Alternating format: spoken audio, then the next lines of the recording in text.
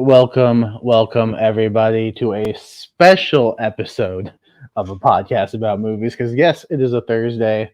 No, this is not the Lonely Marks, because it's just the two of us. And we thought it would just be fun to come on and do some January wrap up. We both saw quite a few movies in January, and January is always a fun month to talk about. As my neighbor's smoke alarm goes off while they're cooking, Oh, but yeah. So course. we're gonna talk some movies. Austin, how's it going? I'm confused. It's not Saturday. What's going on? What are we doing? And then I see a wrestling ring in the background, but we're not talking wrestling. Oh man, that's weird. Yeah, I don't know what's going on here. We're not talking wrestling movies. We're not talking. Oh, okay. We shut the lights off. This is an unofficial production of a podcast about movies here on a Thursday night. Yeah. You know me, Jacob. Most people. I have a Regal Unlimited and I use it. So I've seen pretty much everything that's come out in theaters this month. Just about other than one movie that I just don't care. I just don't care about because it's just not up my alley. Yeah, neither of us saw Mean Girls, so we will not be. Musicals, are just not my thing. So unless I have to for a show, I'm just not. But yeah, and there really wasn't a ton of streaming stuff either. A few movies here and there, but not a lot of stuff is premiering till later in the year. So yeah, but that's where I have saw one. You had a few. I had one at least. So maybe I saw more theater movies than you did, and you saw more streaming stuff than I did. So we have a nice blend here. Yeah, and so what we're gonna do is we have a tier chart ready to go, and so I will bring that up. Excuse me, the Red Bull's coming back. Yeah, but they're not your normal tiers. They're not your SA. No, I like the tiers that you chose. The titles of them, they all relate to January in movies. Yeah. So we got at the bottom we've got, yep, that's a January movie. Then just above that we got, it's not the worst thing I've seen. Yeah. And then we've got, you know what? I kind of like that. Those are movies we might watch them again. We might recommend them. Yeah.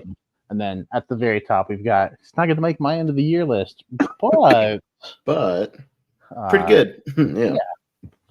So at least by January standards. Because again, by the end of the year, what's great by January standards, as I was telling Jacob, you could call it the Book of Eli effect. The year that movie came out, and everybody was like, "Wow, that was pretty good for a January movie." Right. And then it's like, but some of them are legitimately good. Last year, Megan was like one of those movies, but then there were movies that were January movies that ended up making either my end of the year honorable mentions, like Missing or Knock at the Cabin. Both are really good. Right. So you can have some of those gems in there occasionally. I don't know if I have any of those this year, but I do have sort of a Book of Eli-ish movie, or something, and a few things in between. So yeah, we got stuff to talk about. Yeah. So yeah, we have, I believe there are 13 movies on the list. So this first portion, we're just going to kind of go back and forth because there's movies he's seen that I haven't seen. There's movies I've seen that he hasn't seen. But there are movies that we have crossovers on. So yeah. Which one do you want to start with? Well, should we just start with the bottom tier, and I'll just throw something in there right off the bat, sure. And we'll just kind of work our way up. Well, you can immediately dump Founders Day in that bottom tier. Yep, that's a January movie, and this is the ultimate January movie, in that. This was the first Regal mystery movie, so already we weren't off to a good start for the year. I can tell you, Jacob, in my screening, they also, for anybody who was not an Unlimited member, because they're still free for Unlimited members, but there are people who go to them, just to go to them because they're usually like $5 or something. This one was promoted as $1 movie, and we certainly got $1 worth of a movie here. And with that, immediately once the movie started, we had about 15 walkouts. 20 minutes in, there was another dozen or so walkouts. And this was a pretty full theater to start with. By the end of the movie, I think there was 25% of the people that started the movie by the end of the movie. So that'll tell you the quality of this. I went more into it with Wolfman, our friend over on our Mega Movie Z. We reviewed both Founders Day and another movie on this list, and went into a little more depth. But yeah, the shorthand version is this is a definite dollar store version of Scream. If you ever wonder what that looks like, look at this movie. It's exactly the same movie in almost every way. Where the twists and turns, where it goes. But the big major issue of this movie is not only the production value and just lame kills and just lameness in general, but the tonal issues. This movie is tonally just all over the place. There are some people who, there's a dollar store Kathy Bates playing the police chief who is in like a slapstick parody movie, but the main girl, and I forget her name, and her dad at the kind of center of the movie are in a complete and utter straightforward drama trying to win an Oscar in the middle of this movie. Like some people, the actors were just not on the same page in this movie. There's some people, that are just being wacky and silly and think they're in a funny movie, and then these two people are just as serious can be, and it just doesn't work. Mm-hmm. You got to go all in one way or the other way, and it just doesn't work. And everything's just lame. The twists are bad. It's forgettable. I mean, this movie's forgettable when it actually came out and got its quote unquote wide release. They were only showing it at night, 2 times a night. It was one of those movies where it's like it only showed at 7 o'clock and 10 o'clock. No daytime showings, and then it was gone within a week. I mean, it was gone. I am pretty convinced, Jacob, that this is like a streaming exclusive movie, like a Redbox movie that they pushed into theaters because of the lack of content. And I think you're going to see some of those movies throughout the year this year that theaters are going to pick up just to fill those spaces in the screens, because you got to fill it with something. You got to put something on the screen. And, you can't give 5 screens to Mean Girls. It's just not going to work that way. So you need something. And I'm pretty convinced this was some Redbox movie that cost nothing that they pushed into theaters and gave it a little touch up and threw it in here, and it's very, very bad, and it shows. I'm intrigued, at least. But don't pay for it. If it pops up on a streaming service, maybe, but I beg you not to pay even the $1 that some people paid. I'm sure they felt ripped off watching this movie. So please, if it pops up on Tubi or something, have fun. But other than that, no. Seems like a Tubi movie. It did feel like a Tubi movie. Yeah, it felt like one of those. I hope my connection is okay. I've got the Wi-Fi. Oh, it went away. Yeah, I can hear you. So I always worry when that thing pops up, and it's like, okay, well, what do I sound like now? So no, I won't pay for it, but I am intrigued. If it pops up on Tubi, I will check it out, because it's only 90 minutes. It was quick, but it felt longer. There was parts of this movie that just dragged too. Like it just dragged on and on and on, and then by the time we get to the wrap up, it's predictable, based on a character that we'll just say you haven't seen for a while that you're pretty sure is in on it, and then one that you're pretty sure is in on it because that's just what these movies do, so like they're too nice or whatever, and then it just turns. So I mean, if you want to, that's up to you. If you dare. All right. Well, so I like what you got. You got something for that bottom tier or no? I don't know if it's because it's currently like my number. So I've seen 10, and it's currently my number 9. Okay. And I'm kind of hovering between these 2 bottom tiers. It's called Destroy All Neighbors. Right. But I think ultimately I am gonna put it there. I am gonna land it here because it's one of those movies. It's an interesting premise. This guy lives in this pretty rundown building. You could call it a slum, and he's got these neighbors, and it's like the title says, destroy all neighbors, but it's not.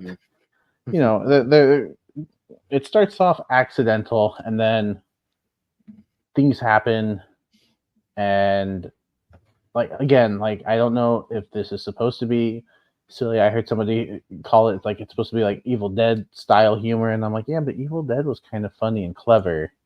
And I don't know that I get that with this movie. Mm-hmm.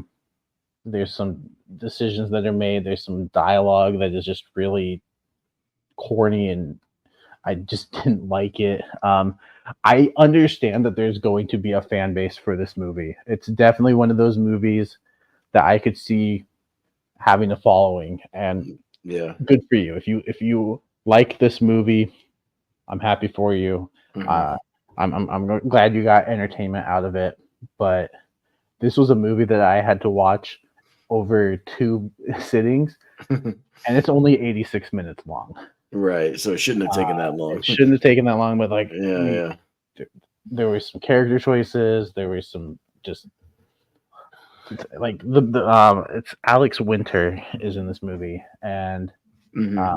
his character, I his character is just he annoys me, and I I didn't get it. I didn't get the writing. I didn't get the humor. There were some pretty fun kills. I will say that there was some fun kills. The makeup on Alex Winter is really good. Mhm. He's pretty much unrecognizable, and if I didn't look up the cast list, I wouldn't have known it was him. So there's props for that. But this is another one that's like, yeah, I understand why you released this in January, because if you release this other time of the year, I don't know how many people are going to watch it. It is available on Shudder. Shutter. Yeah. Mhm. That's where I watched it. But um, yeah, if you don't have time to go see it, I don't blame you. But yeah, it was not for me. Other people might like it. Good for you, but I'm already not a horror guy, Right. and so but I'm a comedy guy, and this was supposed to be a horror comedy, but like I But you said, like stuck like Tucker and Dale, right?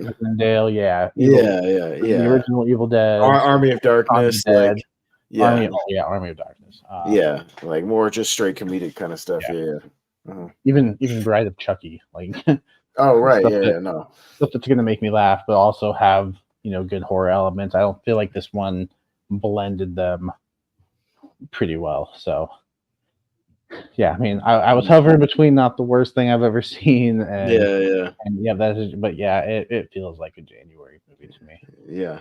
Well, I could also speak to one that's hovering between the two. Maybe I'll be slightly generous and put it in the not the worst thing I've ever seen. But touching on some more horror, you could throw Night Swim up in there. Yeah, because I'll be Which generous one? today. I'll go slightly above in the not the worst thing I've seen, but barely, barely, because it's like a 4.5 out of 10 for me, like sort of thing. It's Mm, better than Founders Day, like it is because it has better production value and better acting overall, things like that. But it's not great, but there are a few positives there. I could see this director. It's a brand new person, and I forget their name, but they directed like a horror short, and that's what it feels like. This would make a great short film. This would make a great like 20-minute oh, thing, absolutely. like I've a heard that. Yeah, like a creep show episode about this like haunted pool in the backyard. Cool, sounds right. great. This is part of an anthology. Like, Yeah, yeah, exactly. Part of an anthology. You make this like a 20-minute segment. Awesome. Like I'm all in because that's silly enough for an anthology. I've seen crazier stuff in anthology movies. Stretched out to full length. Yeah, this is another one that drags, even though it's like 95 minutes. It feels like 2 hours, which is never good. well, it does. Yeah, I mean, there are a few positives. They do have some moments where there's some practical effects. A couple of little monsters that kind of pop up here and there, in their visions and stuff while they're in the pool. Like there's some decent makeup and whatnot. There's a couple Mhm. interesting concepts when they're actually underwater, and then it looks like the surface is like way up, a mile above them or something. There's some cool stuff like that. You can tell there's a vision there for something. Like there's Right. something here, but I just think there was too much where it was just like, yeah, somebody said, yeah, make a full length version instead of no, just make like a longer version of the 3-minute thing you made, maybe for like a VHS movie or something. I don't know, or one of those types of things.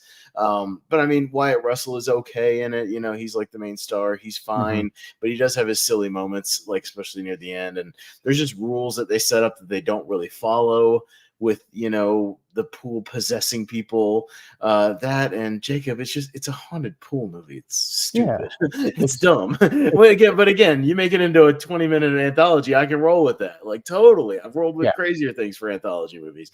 Right. But yeah, just I don't know. It's watchable, I guess. Like Mhm. I've seen worse. Not the worst thing I've seen, but i.e. Founders Day. But Still not good. But Yeah. if you needed, I think it's popping up on. It's popping up somewhere already, like on streaming. It's already like available Oh, wow. somewhere. Yeah, I think. I don't know if it was Hulu or whatever. Like if you had this on in the background while you're scrolling Reddit or something, you'll Right. do okay. Look up every now and then and see something going on in the pool or whatever. Okay. But yeah, you're not going to get much out of it. No, and it's funny. I agree with not the worst thing I've ever seen as the tier, but like I do have this at the bottom of my list, even below Destroy All Neighbors, and I think it's just because of who's involved. Like I expected a little bit more from it, Right. So I think I was just more disappointed, which is why I have it at the bottom of my list. But I will agree. I think Wyatt Russell is okay. I think Carrie Condon is trying. There goes She's trying. She's trying her damnedest. Yeah, I mean, she's an Oscar-nominated actress, and there goes the smoke alarm again. I wonder what they're cooking. Yeah. But yeah, like you said, use that turbo vent in the microwave. There's a reason it's there. Yeah, but it's like you said, interesting premise.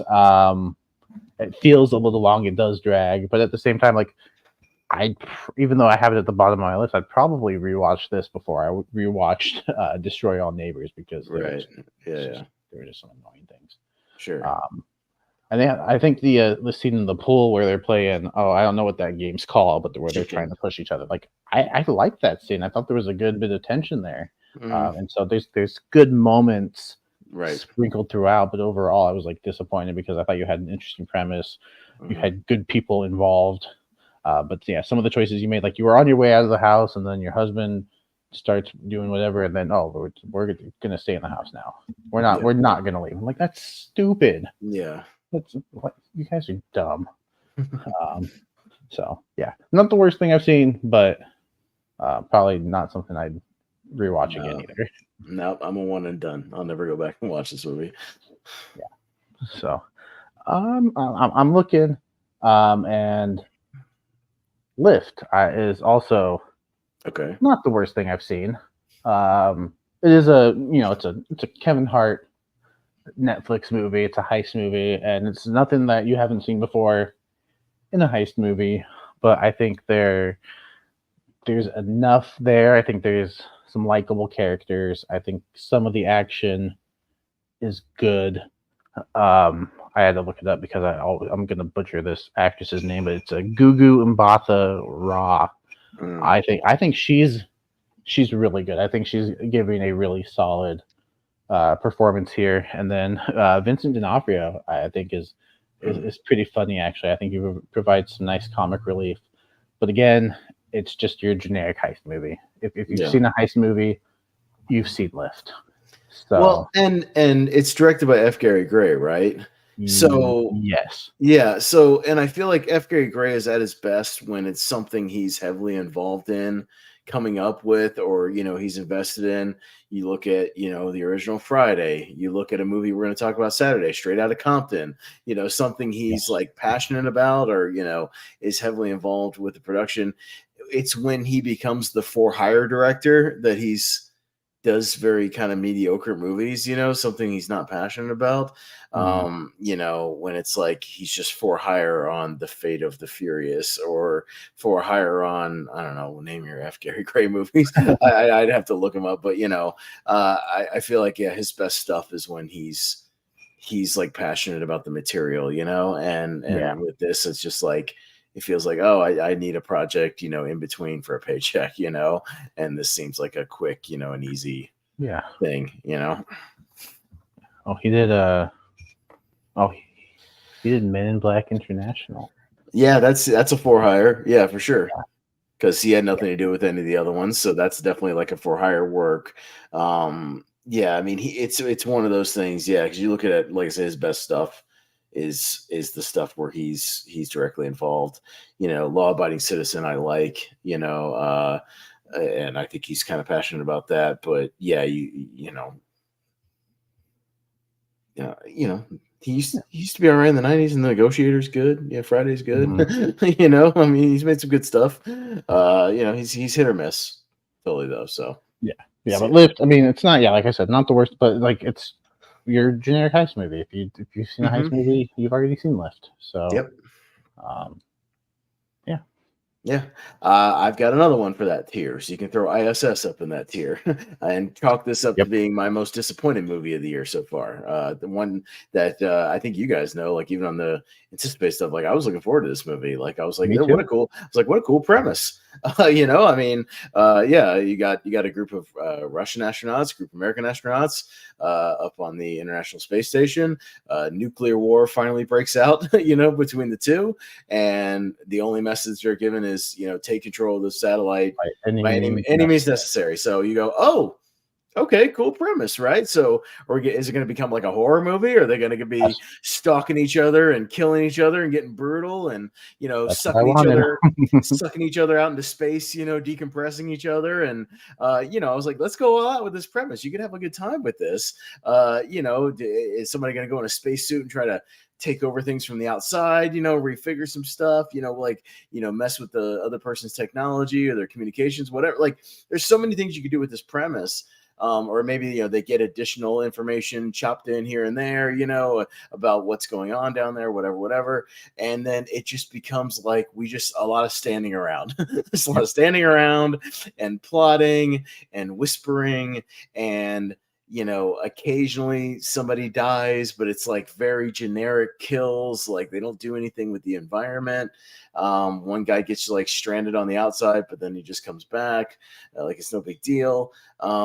You know, and then we just barely learn anything about what's going on down there. And I'm not saying I need to know everything, but like we get like nothing beyond the initial premise, other than some cool shots of the Earth kind of burning up, you know, with all the nukes and stuff, which are very good. Again, it technically it looks good, like all that stuff looks great. I agree. Yeah, but it's such a letdown, and the ending's really abrupt, and we still don't really learn anything. Like, just man, I was looking forward to this, and I found myself like half nodding off sometimes. Like I never fell asleep, but it was like I was nodding, you know, like I was like, okay, we're not doing anything with this premise, are we? We're just gonna stand around and plot and do nothing. And yeah, definitely the biggest disappointment of the year so far for me. Yeah, no, I agree. I think you had an interesting premise here.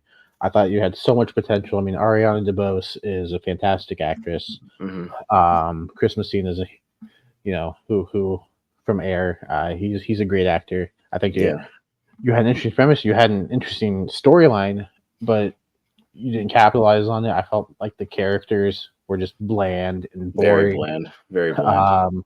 And then like I felt like the first 30 minutes of the movie, like, are we supposed to get to know the characters? Because I feel like I know nothing about them. No, and I still, even by the end of the movie, don't know anything about them. You know, nothing. Yeah, like it's a good movie to look at. I will agree with you there. I think technically and everything, like it's fine that way. But it's a boring movie. Yeah, it's kind of boring. And just if you like boring movies, then sure, boring movies that are nice to look at. Yeah, that's all you. Have fun with that. If I want to watch a space movie, I'll go watch Star Wars or 2001. Go watch a better premise of survival movie. Go watch Gravity. Gravity's a 90-minute movie that you get to know the characters pretty quickly, you know, because there's only two of them, which helps, you know, mainly George Clooney and Sandra Bullock pretty much. And then once it takes off, it's like 100 miles an hour all the way to the finish. You know what I mean? And you don't know where it's going to go, and there's stakes and constant little twists and turns of what she has to do. Like, go watch Gravity. Yeah, this is a Gravity Light. this is Gravity Light.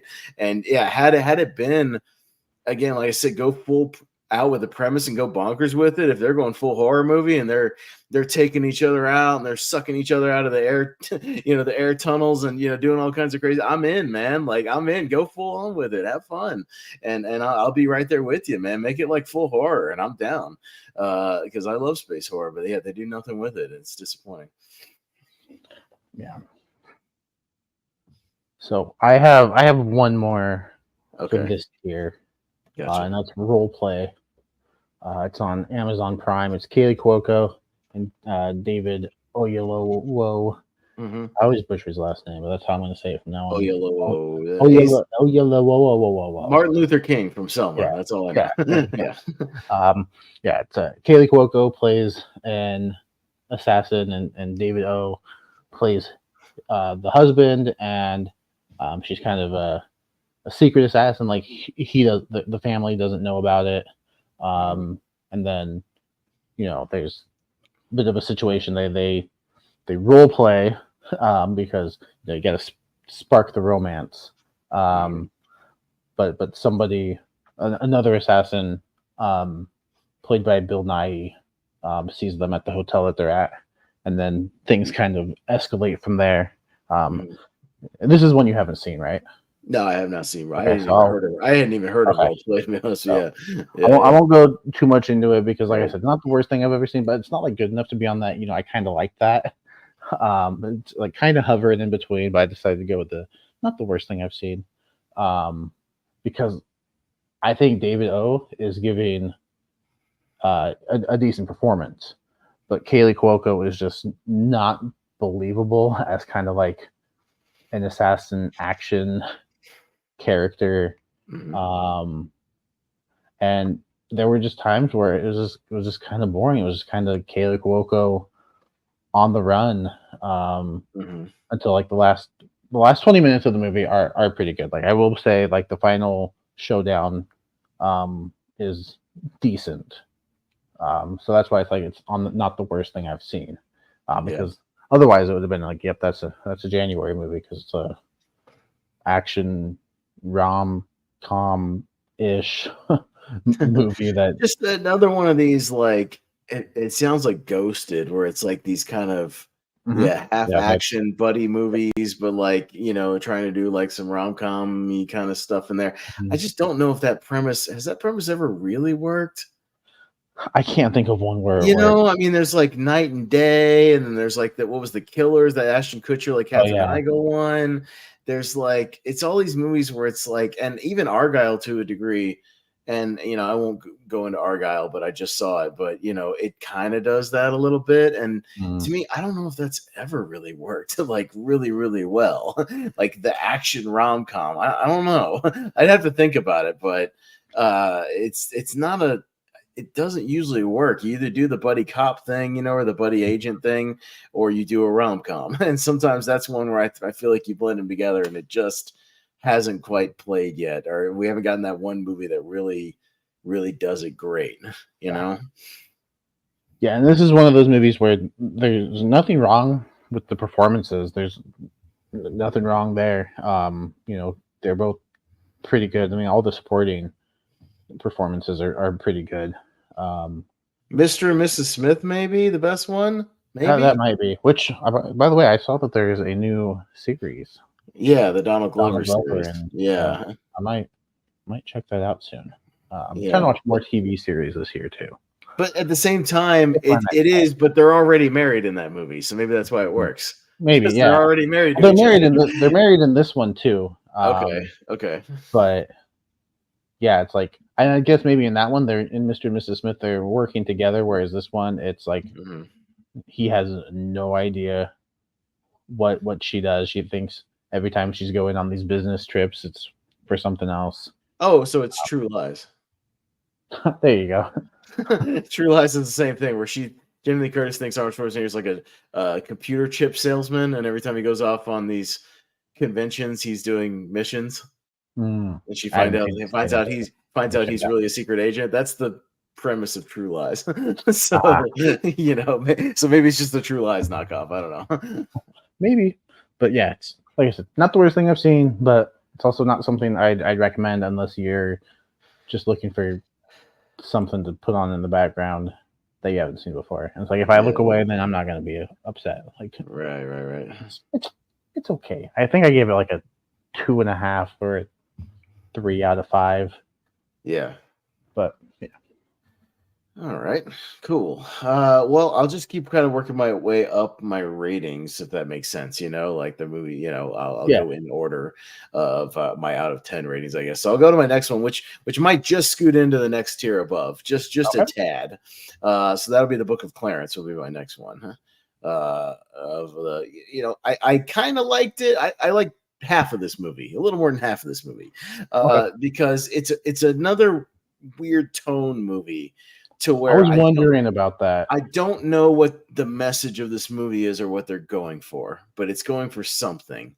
But the basic premise is that Clarence, it's Lakeith Stanfield, is, and another David Oyelowo movie, by the way, he's in there somewhere Oh. as well in the cast in the ensemble. But it's like he hears about this Jesus guy, and mainly it's about the people giving him money and him and his disciples money and stuff. So he's like, oh, I can, maybe make some money if I can, work some scams, work some, fake miracles, that sort of thing with his buddies. But then he gets, a moral conscience and, starts trying to help some people out. He helps some guys that are stuck in like a gladiator type thing, free them. And then they kind of become his buddies too. And, but then there's James McAvoy is sort of he's not exactly playing him, but he's sort of the Pontius Pilate type guy, who like kind of cracks down on him eventually and, arrests him and stuff and cracks down while Jesus is still out there. Jesus is a character in this movie, but only like a side character that you see occasionally. But then it's like he gets real Jesus powers and stuff. And then he actually suffers some of the things that Jesus, it's weird. It's like going for comedy in parts. And then it gets really serious at the end, but then they're still doing side comedy gags. Like, while the serious stuff is going on, it's a very strange movie to where it's one of those ones where I would say I would encourage people to see it, and maybe they'll see something I don't, but I was never bored. It's long. The production value is good. It looks like one of those like biblical epic type movies, and the acting's good. The ensemble's good. Everybody that pops up is somebody you'll recognize. But it's like, Omar Sy is in this movie too. He plays like one of the gladiator guys. He was in Jurassic World. He was in Days of Future Past as, Bishop. He's a recognizable guy. So all the acting stuff is good. The production value is good. It's just, I don't know what the movie's trying to say or what it's going for.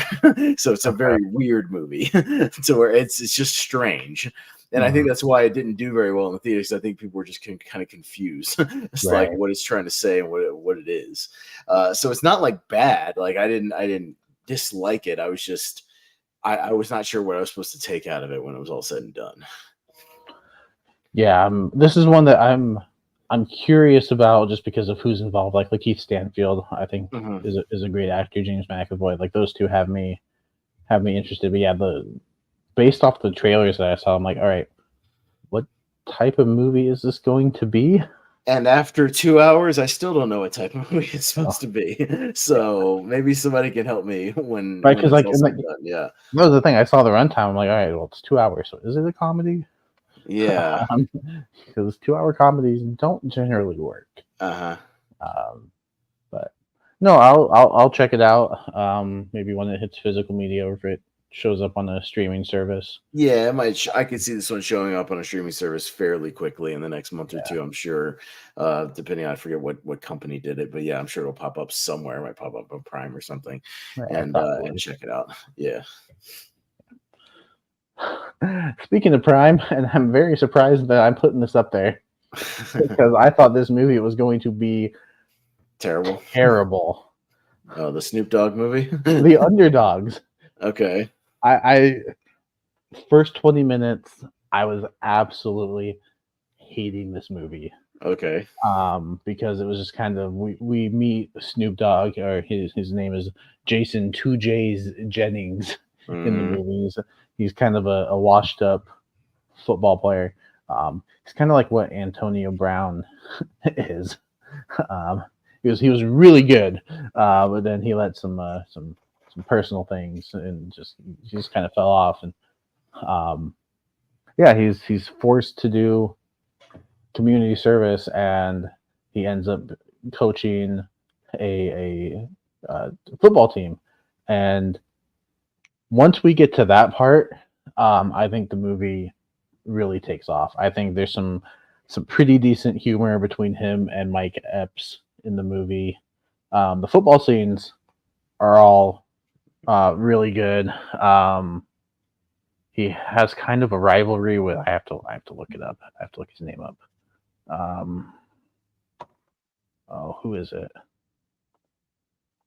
Why aren't you?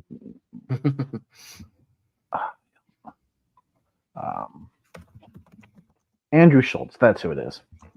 Andrew Schultz. Kind of a another like podcast. He plays it, but he's also a Pee Wee football coach. They have a fun rivalry as kind of they're back and forth. George Lopez plays his Jason's high school football coach, and they have some pretty good moments. And yeah, I think the reason I put up saying, you know what, I kind of like that is because I went into this movie expecting to absolutely hate it. It looked terrible. I thought the trailers were not good. And it just, I didn't think it was going to be good. And I was pleasantly surprised after those first 20 minutes once we got to the football stuff. Like I said, Snoop Dogg and Mike Epps are pretty funny together. And it's not one of your typical, storybook endings either, which I kind of like in a sports movie. So, yeah, there's some cliches here, but they work. I thought there was some good humor, and yeah, you know what? I kind of liked it, and I think I was just surprised because I wanted to hate this movie. It was kind of like Megan last year, where I thought Megan was going to be absolutely bad. Did not think the trailers for that movie was good, and then I ended up kind of liking it. So while he is away, I'm going to jump up a tier just because I know that the next movie is probably something that we're going to talk about together. So I'm going to go with The Kitchen. I'm going to put that on the, you know what, I kind of like that as well because I'm always a little skeptical of first-time directors.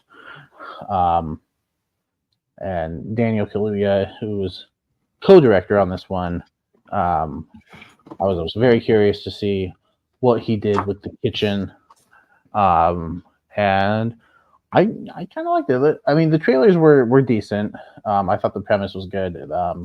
It's based in London, and they're kind of living in this social area, and every week police would come in and try to get them out. I think we have a really good relationship between our two main characters, whose names I don't know. Izzy and Benji. Yeah, Izzy and Benji, Kane Robinson and Jediah Bannerman are their names. Thank you, Letterboxd. Yeah. Who I'm pretty sure I've seen Kane Robinson in something before. He looked really familiar. I just couldn't place him. But yeah, they develop this relationship. He meets him at his mom's, at Benji's mom's funeral, and he ends up following him back to the place he lives.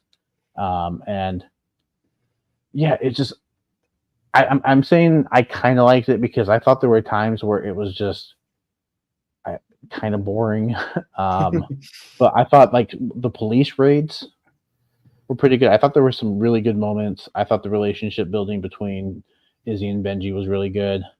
I thought the production design, like the place where, like, I thought that was really good. I thought there were some really interesting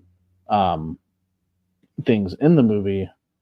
But for the most, like, it's not one of those movies that I'm going to consider for my end of the year list. Whereas a couple of these I might, so I couldn't like put it up there. But yeah, I kind of liked it, and I'd recommend people watch it. It's on Netflix. It has surprisingly low reviews on IMDb. It's like 4.9 or something. Like that's kind of I mean, rough. Yeah, I guess even on Letterboxd it's at a 2.7 out of 5. Oh, okay, yeah. Which I hadn't heard of it before. A few days ago, I was looking up some articles. You get those articles of like what's debuting on streaming, this month or whatever, and all the articles about this one, mainly noted that it was Daniel Kaluuya, stepping into the director's chair, which is why I was at least kind of interested in maybe checking it out. But I knew you were going to watch it, so I was, curious to hear what you thought. So, yeah. So I mean, maybe a rough first effort, but some potential there, maybe, kind of. Yeah, and I know he's a co-director on it.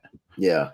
So I don't know, like, not knowing like behind the scenes, like how much of this was his input, how much of this was the other directors. I'd love to see him branch out on his own and see what he could do. Because yeah, I thought there were some interesting moments, but it was overall. It's like I'd recommend you watch it, but I don't know if it's a rewatchable movie either. Yeah. Right. Well, we can stay in the streaming zone in the same tier, and I'll throw Self-Reliance up there for my next one. So yeah, I watched this yesterday actually. And yeah, I thought it was an interesting premise. Yeah, the basic premise is, God, what do I, Jake Johnson. Yeah, Jake Johnson. Yeah, he's kind of a, like he has family and stuff, but he kind of lives a very routine life. He goes to work, he comes home, he goes to work, he comes, he doesn't hang out. A lot of people, doesn't have a lot of friends. He does have some family members he hangs out with occasionally, but it's a pretty routine life. And he gets picked up by, should we spoil it? Who picks him up? I mean, it's in the trailer, so it's in the trailer. Okay, I didn't watch the trailer, so yeah, he gets picked up in a limo by Andy Samberg, playing Andy Samberg, and says that he's been picked to possibly play a dark web game for $1 million. And it's these guys that give him the premise of you have to basically survive 30 days with assassins, after you, and you'll never know how close they are, how far away they are. But if you're with somebody within proximity of somebody within a couple of feet, they can't get you essentially. So thus, the fun begins essentially. And I mean, a really cool, premise for a game. You can tell it's a pretty low budget movie though. There's not a whole lot of set pieces in this movie. It's like his house, the parent, the family's house, Anna Kendrick, when she shows up, it's like her place, the restaurant, and the motel, and that's about it. In some streets. So you can tell it was made for a pretty modest budget, but still a cool premise in general. I think that's why I can't quite go the top tier on this one, because I would have liked to have seen this premise expanded a little bit. If they had a bigger budget, maybe he tries out some different strategies of going to places with a lot of people and whatnot. But he essentially, tries to employ some little tactics here and there, hiring a homeless guy to be like his shadow, essentially, I did like that. I thought that was. It was pretty smart because it ends up working for a good chunk of the movie. It's a pretty smart thing because the guy, he has a place to live and some money, why not? and he buys into it. And yeah, there's some twists with kind of Anna Kendrick's character. I won't go into, kind of where she kind of comes in out of the movie and then, eventually what happens. But, people start thinking he's crazy, of course, and he's delusional. And, it's not actually people are, if the game is even real to a degree, like if there's any actual danger of him dying or not, is kind of put into question a couple of times, or people are just kind of laughing at him. But I still liked it. I think Jake Johnson is having some fun with the role. He's, he gets more and more neurotic, as the movie goes along, and stressed out. And, you can tell he probably hasn't slept that much, his hair is going everywhere. And, I like his chemistry with Anna Kendrick. Obviously I love Anna Kendrick, she's always adorable in everything she does, and she's fun. And the little celebrity cameos that I won't spoil, the other little cameos that pop up throughout the movie, because there's a few other ones that you get kind of here and there that were fun to see. But overall, again, I liked it. I didn't love it, but I liked it. It was a good time. Yeah. Like you said, there's some pretty cool people that popped up. His dad, like I was like, oh, that's cool. The person who plays the dad. There's another celebrity who gets referenced and then shows up at the end that I won't spoil. Kind of throughout. Oh yeah, that was random. Like, of all people, that guy. Okay. I think he directs it pretty well too. He also directed it, and I think the direction is pretty good. I'd like to see him do some more. Directing. I think he could pull off some comedy pretty well, because I think he's a good comedy actor. So I think I'd love to see him do more of that. Maybe even a buddy movie with Andy Samberg, because I love Andy Samberg as well. Yeah. I'm also on the same tier here. Kind of liked it. Maybe more than kind of liked it. Like I would say, I liked it. I enjoyed it. I was entertained. I watched it all the way through. Had no problem. Didn't have to stop or anything. I was entertained. I wanted to see where it ended up. As it got closer and closer to kind of the end of the 30 days. And it's not a movie that knocked my socks off, but I thought it was pretty cool, little low budget, streaming movie, pretty good. Yeah, it's one that I'm surprised they didn't try to, get a small theatrical run for, because I feel like people would have went out and, saw this in the theaters. Like I think Jake Johnson, Anna Kendrick, and Andy Samberg. I think it's going to sell some tickets. So I mean, I would have went and saw it in the theater. I would have seen it. Yeah, no, for sure. And I would have come out going like, hey, yeah, that was a decent afternoon at the theater. Yeah. Again, not anything that's going to make my end of the year list, but like, hey, not a bad afternoon at the theater. I'm down for that. I would have been happy. Yeah. So certainly would have made for a better screen than Founders Day. So I don't know why you would put Founders Day but not this movie in theaters. Hell, the Underdogs might have even sold some tickets with Snoop Dogg at the head of it. Who knows?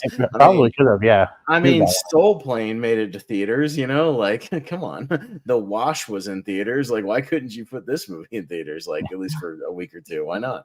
Right. And Self-Reliance, remind me, it's on Hulu. Hulu. Yeah, that's where I watched it. Yeah. So. Streaming on Hulu, yeah, I'd recommend it. Sure. So, all right, kind of the last one that I've seen that you haven't seen. It's right.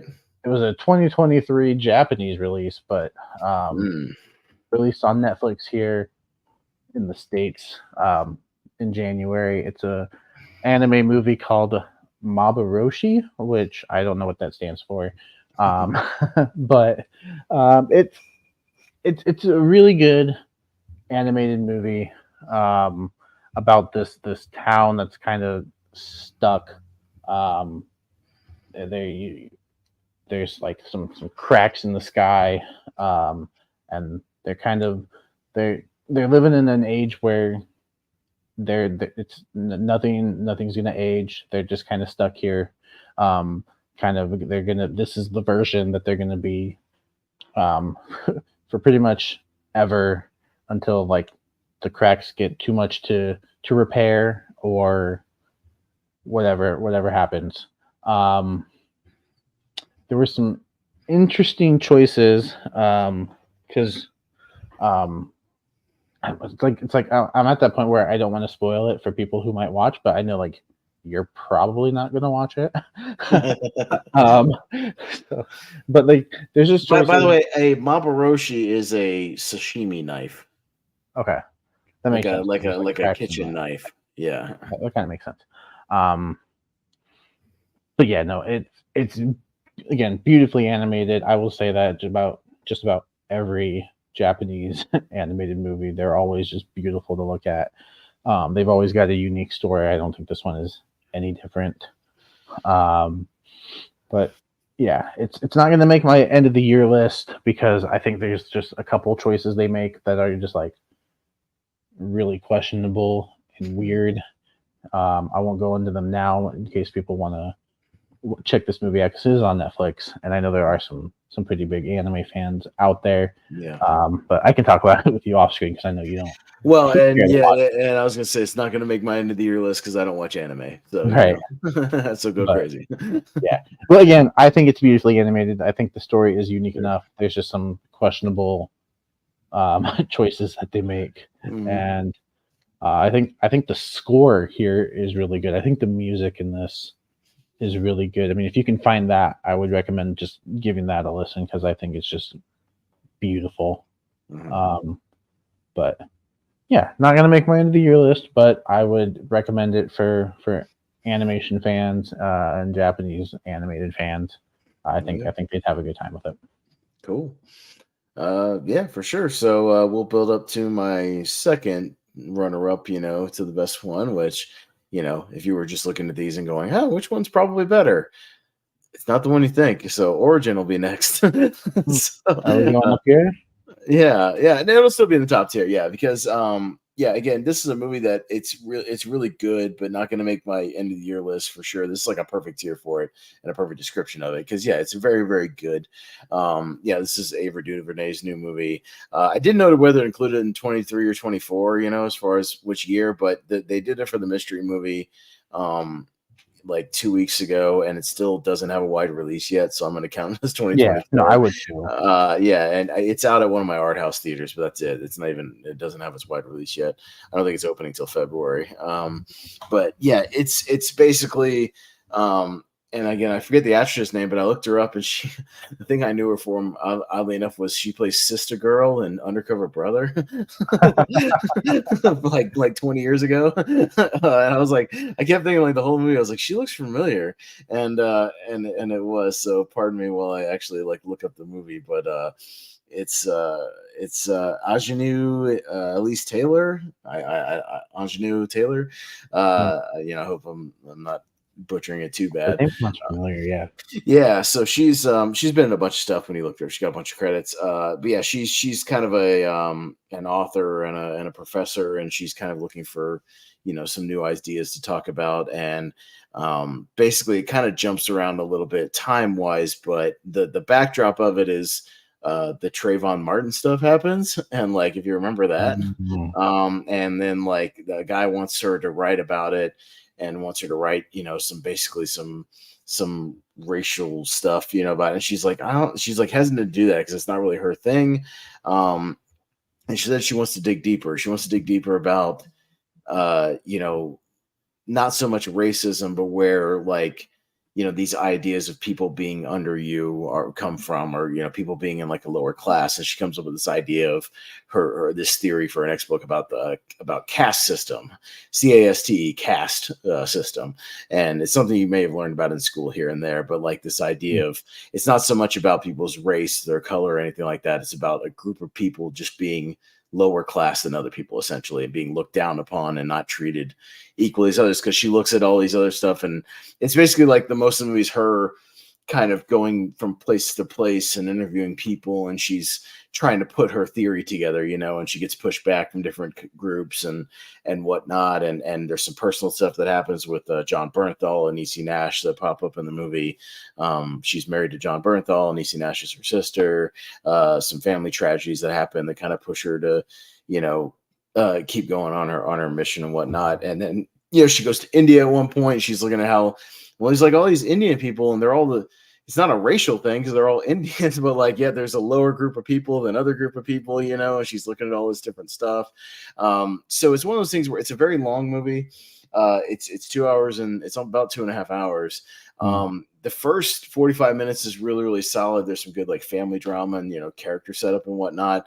There's a middle section that feels like you're watching somebody do homework in real time, I will say, where you're like watching somebody do a book report in real time. And you're kind of like, all right, this is getting a little like tedious, to where it's just her like talking to people and interviewing people, and you're like watching real time. But then the last like half an hour, when she starts putting everything together and there's like a voiceover and she really starts like hammering out the theory, like in real time, and you're seeing the flashbacks to all the stuff and the settings and all the people that have been set up earlier, and it all comes together. It's really, really good. Like the last half hour makes it all worth it, if that makes sense. Like if you can get there, it all really, really comes together, and it made it really well done. There was even some people crying by the end of it in the theater I saw it at, because this was, one that people were kind of hesitant on once it got started.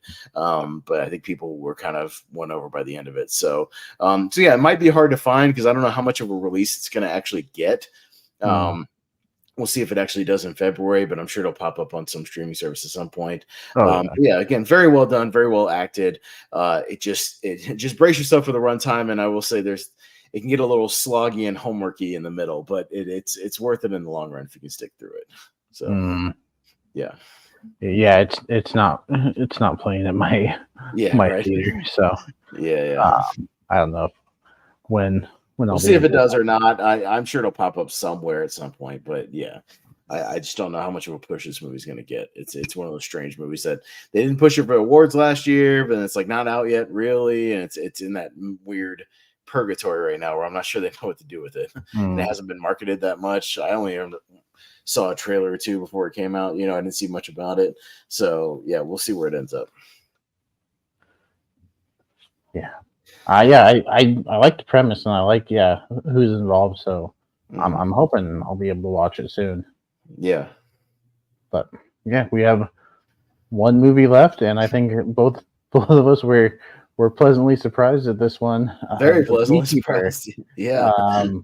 Not gonna make my end of the year list, but this is one that I could see myself going back to throughout the year, and like I said, probably not going to make the top 10, but top 30, maybe. It could slide into that like honorable mention territory, but especially if like you, I'll probably buy it on Blu-ray later this year when it comes out. May watch it Yeah. again, and if it holds up and it's just as fun as it was the first time I saw it, could slide in that honorable mention kind of territory. Yeah, it was fun stuff. Yeah. And maybe I went into it with low expectations because of what we got from Jason Statham last year. Expend 4 Bulls and the Meg 2, Meg and 2. I haven't seen Operation Fortune, so I don't know about that one. Mm-hmm. But yeah, the other two. So yeah, I was like, I'm gonna go in with low expectations. But what we got, I really enjoyed. I thought the action here was really good and really fun. Mm-hmm.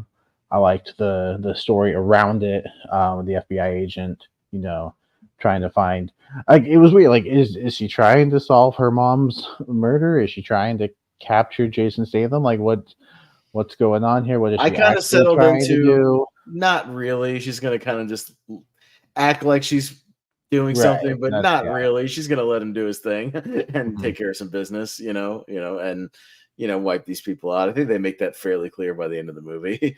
Yeah. And this is one of those movies, like, there's really not much to dive into because it's just a fun action movie. It's like what, an hour 40, and I had a good time with it. I was pleasantly surprised. I think that that final scene at the at the house that Josh Hutcherson, his mom. I will say where that ends up is kind of a twist in the movie that I it's kind of a twist in the context of the movie as far as like who Josh Hutcherson's mom is and like where it goes what like in that aspect. And what not see that coming. Basically the task that he has to, the monumental task, or what's in front of him as far as finishing the job, is kind of a twist in the movie that was, when it happened I was like, oh, this is interesting. Okay. How's he gonna deal with this one? All right. That's something. But yeah, I mean, it's David Ayer. I think he's having fun too, Josh Hutcherson, by the way. I think he's Josh Hutcherson's having a blast. He's basically playing this entitled, coked up, hookered up, kid who got handed a company essentially, and is just living his life or whatever. And Jeremy Irons as his dad is having a good time too. I think he's trying, to have some fun with his role, just basically trying to protect him and warn him of what's coming and whatnot. I mean, it has a lot of elements of John Wick, like very similar stuff. With the retired, it's the retired badass movie. I mean, that's what it is. It's the retired secret badass guy who's just trying to live his life peacefully, and something happens, he loses somebody that that he cares about, and is going to fix the problem and go on the rampage. But Jeremy Irons stuff in his movie reminded me of the guy in the original John Wick who's like, it's not about what you did, son, it's about who you did it to, the Papa Yaga. And he's trying to be like, no, you don't understand, you rattled something that I can't help you with, and you're screwed. So it's a similar thing. I mean, it's very similar to other movies you've seen, but I think what it is this movie knows exactly what it is. And but the difference is the actual action is very, very good, and I think that's a credit to David Ayer, who's behind the camera, who you might know, who did Suicide Squad, who did Fury, who did End of Watch. Like he knows what he's doing as far as like he's a pro. So the action scenes are very, very good, and I think Statham, again, is limited in what he can do acting wise. Like he's had some good roles, but I think he knows what Statham is, and it's just like, do your thing and turn it up to 1,000. Just do what you do and just be the badass, and he does. But the movie's just fun. It's really entertaining. I really enjoyed it. It flew by for me. Yeah, Statham knows exactly what he should do, and I think this is a guy. I've never walked out of a Jason Statham movie going, he gave a really good performance. I'd go out of a Jason Statham movie saying, oh, he was a badass. Yeah. He's got the closest for me. He did a movie called The Bank Job where he's really good in it. He's done a few of his British movies that he's good and like that unironic way, but he's never given like a performance where you're like, man, he could be considered for an award, anything like that. But it's not what he does. It's not what he's supposed to do. It's like, he knows what he is. Like he doesn't care about that. Maybe he will someday, 10 years from now. Maybe he'll surprise us. I don't know. But I can't really see it happening. But, it's like Schwarzenegger's never going to win an award, and that's fine. He's given good performances here and there, but he's never going to be an Oscar winner.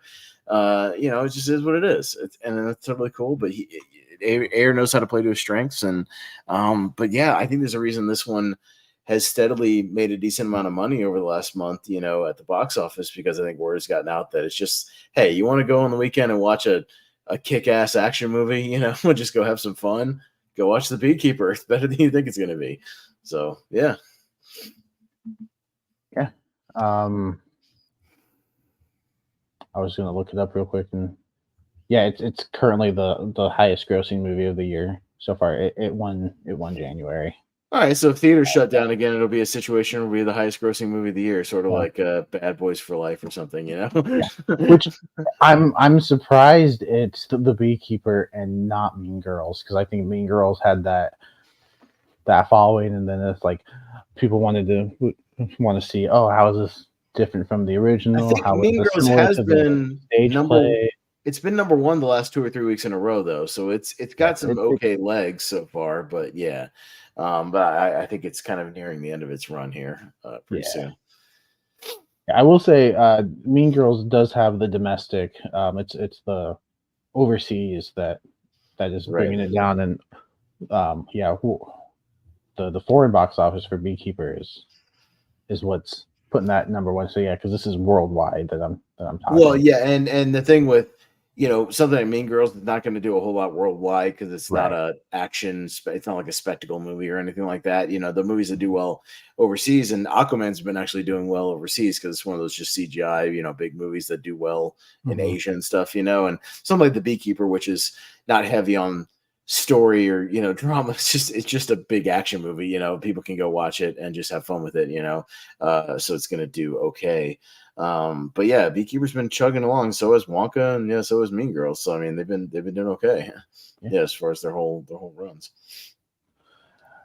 Yeah, some of those late December movies. I think it was last year. I think Avatar: The Way of Water still ended up being one of the top 10 highest grossing movies of 2023, even though it was released at the end of 2022. So,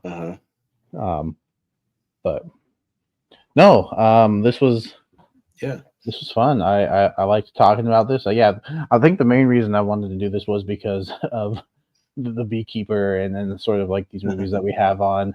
But I kind of like that tier. So, because it's always hit or miss when it comes to January. You don't know what you're gonna get, and it's not the best start, but I don't think it's such a terrible start either. I hope February is a little better. We'll see.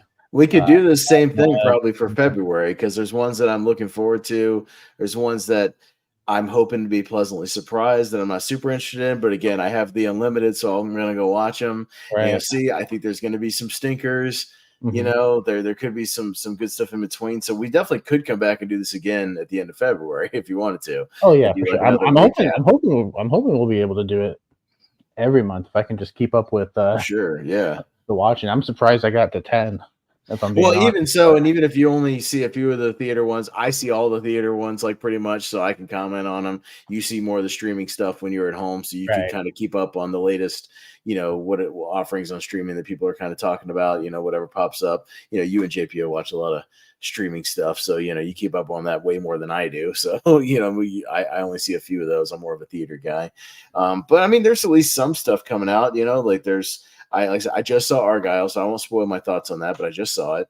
I might go see that tomorrow. So so that's out. Next week we have Lisa Frankenstein and Out of Darkness, two ones that I'm hoping like pleasantly surprise me. Like that could be, those nice surprises in February. Madam Web, which looks terrible, but maybe it'll surprise me. I don't know, but I'll see it. Yeah. But it could be a disaster. The Bob Marley movie could be good, it could be all right, or it could be bland. Who knows? We don't know. Driveway Dolls, I'm hit or miss on Cohen type stuff, but the trailers look fun and have me enough intrigued. There's a Christian movie, Ordinary Angels, and I'm sure it'll be terrible, but I'll go see it. Because there's nothing else to see, and that's most of the main stuff. I mean, there might be a few little releases here and there, but it's the same thing. There'll be some theaters, 5 or 6 maybe theater things, couple of streaming things here and there, we could reconvene and still do another 10 or 12, at the end of the month and talk about them. So I'm down. Yeah, for sure. I'm down for that.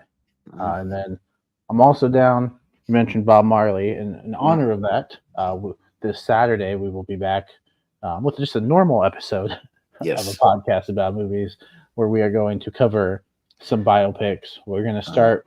We're going to start with the bad one. Start with Gotti, and then we're going to kind of work our way up. We're going to start with what not to do, how not to do a biopic. How not to do a biopic. Go to some underrated, maybe underseen ones that really, really like, to the bigger kind of movies that do get it right, that sort of thing. We're going to work our way up. We're going to cover Gotti. We'll cover Ed Wood, Stan and Ollie, and then Straight Outta Compton. So I think there's a nice mix of stuff there, and I'm excited to talk about them because 3 of those movies I really love. And another Paul Giamatti movie to continue our previous Paul Giamatti episode with Straight Outta Compton. I'm on a Paul Giamatti kick right now. Yeah, right. So, but he's good at Straight Outta Compton. We'll talk about it. But yeah, he's good in that movie. I was about to get in. I'm like, no, save it for Saturday. No, we gotta save it for Saturday. I could talk about it now. I could talk about that movie. No, I know it's one of your favorites. I know you love that one. Yeah, so we'll talk. I didn't need to rewatch it, but I rewatched it like a week ago. I figured you would, because you put that movie on regardless. Yeah, you love that one. Yeah, I'm very surprised because I'm averaging like a movie a day, whereas last year there would be days where I didn't even get one. So I'm happy I'm able to just like. Well, these opening months, I'm going to try to, as we get going in the year, and there will be more releases as we get going throughout the year. March has a lot of stuff. The summer will still have a decent amount of stuff. But, in the intermediate, I'm going to really hammer out some older movies this year that we can talk about at least, on our half of the year, halfway through the year wrap up that we did last year, things like that. So I'm hoping to really crank out. I've got some stuff already bought on Vudu and whatnot, some Blu-rays and things I want to dig into. So, in the meantime, I'm still going to try to watch stuff. I have to dig more and more into older stuff to find things I haven't seen. So that's what I got to do, just to find those gems that I haven't watched yet. Yeah, I've been doing that too. I'm at 12 already as far as first time watches. Yeah, I've got 10 total. One of those. Far. I'm a little behind, but yeah, I'll get there. And only one of those is a movie that I didn't particularly care for. Yeah. So it's been a good month for movies. And like I told you pre-show, I'm only behind on 2024 because 3 other theater movies I watched in theaters counted for last year. So right, you gotta catch up for the Oscars. It was Oscar-ish stuff that I was catching up on that finally got released here, so they don't count even though I was watching stuff. Right. So yeah, I'm a little behind, but it'll get back to normal once we get into like February and whatnot. Yeah. So going forward. Yeah. So what else is going on in Austin's world? I know I got shows every day, but I'm on camera all the time. But just you can look back through here on the Movie Hero Network. We just wrapped up our one-word title series, or at least our decade series last night. We'll get to the championship soon, but yeah, the one-word title tier ranker, that was fun last night. We had a good little blend of movies in there. We're doing. I like that. I like that top 10. Yeah, no, it was a good top 10. Yeah, we had some really solid stuff. I was very happy Gojira got in there. As a Godzilla fan, I was very pleasantly surprised I got that in the top 10. So, we got the Geek Series coming up tomorrow night with action adventure characters. So that'll be all right. More of a character based, tournament, which are always interesting. Like you said, Jones. Yeah, right. Podcast about movies, like you said. I'll be joining you at 5 or 6 o'clock, whenever we hop on for that. On Saturday, that same night, me and Wolfman over on Mega Movie Z will be doing our horror wrap up for 2023. So talking all the horror movies of 2023, just doing kind of like what we did, just kind of a general roundtable wrap up, just talking whatever horror movies we want to talk about, from the year, the year in general. You got Seen and Heard trivia next Monday. And then I believe you might be joining us. I think he wants to do our recast of Willy Wonka next Wednesday if everybody's available. Oh, yeah. He asked me about that. I guess he either didn't reach out to you yet or not, because we can talk about that off air though. Yeah. Okay. That'll be next week sometime. At some point next week we might be doing that. So, and I know you're going to be because you love Willy Wonka. Yeah, you've submitted your stuff. I submitted mine, so that'll be all right. And not to spoil the picks, but be ready for an all 90s. Hey. Nice. tried to go for a theme. Mine will be really awkward when nobody votes for mine when we get to Pulp Fiction and I could cast all 70s people as Quentin Tarantino would want. Right. As Quentin Tarantino would appreciate a lot of 70s actors in Pulp Fiction, but nobody else on the panel will. So I'm looking forward to that when we get to it. And everybody else is going, all right, sure. Who's Charles Bronson? Is it a cop out to cast current Samuel L. Jackson as 90s Samuel L. Jackson? Yeah, right. Is it a cop out to cast the original Shaft to play somebody that Sam Jackson would eventually play as Shaft? Cast Richard Roundtree, and given the fact that he then played his that character as well in the remake. So is that cheating? I don't know. Maybe. So yeah, there's a lot going on the channel, so just tune in, subscribe, like, share, hit the bell so you're notified when we go live. And then we will be back Saturday to talk those biopics. So if you watched live, thank you. If you're watching on the replay, also thank you. What is your favorite January release for 2024? Let us know. And go watch The Beekeeper. It's very entertaining. It's really entertaining. So, go see it. For Austin, I've been Jacob. This is a podcast about movies, sort of. And we will see you next time. This is a podcast about spin-off.